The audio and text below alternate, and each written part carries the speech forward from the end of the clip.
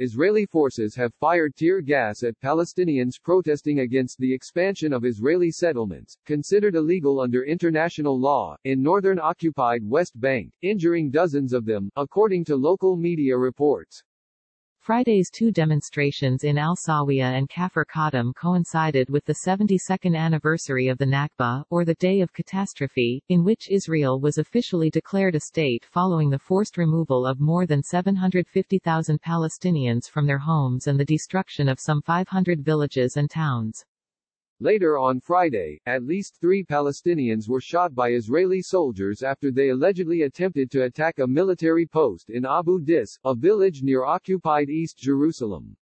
An attack was thwarted moments ago when IDF Israeli army troops spotted 3 Palestinians hurling explosives and lighting Molotov cocktails, preparing to attack an IDF post, the Israeli military said in a statement on its Twitter page. Our troops responded with fire and thwarted the attack, the statement added. The Palestinian Red Crescent Society said the 3 men were shot with live ammunition and were transferred to hospital for treatment. Following a brief lull of confrontations during the coronavirus pandemic, tensions have risen in recent days leading up to the expected swearing-in of Israel's new coalition government, whose agenda includes a possible declaration of sovereignty over Jewish settlements and the Jordan Valley in the West Bank, a de facto annexation. The Palestinians want the West Bank as part of a future state and deem Israeli settlements there illegal, as do most world powers, but Israel and the United States dispute that view.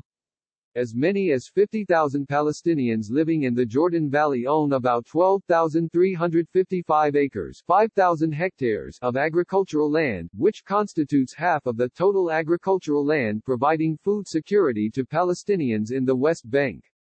Palestinian officials have threatened to abolish bilateral agreements with Israel if it goes ahead with the plan to annex parts of the West Bank as early as July 1.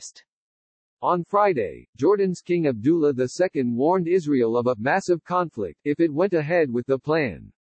Leaders who advocate a one-state solution do not understand what that would mean, he said in an interview published by Germany's Der Spiegel. What would happen if the Palestinian National Authority collapsed?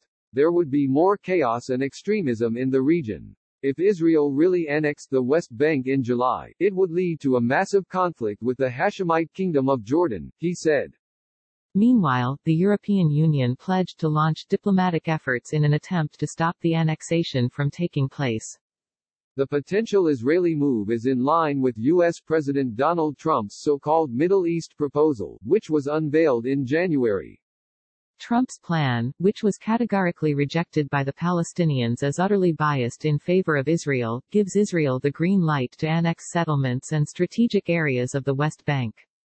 For much of the international community, such a move by Israel would amount to a grave violation of international law and crush hopes of a two-state solution to the Israeli-Palestinian conflict.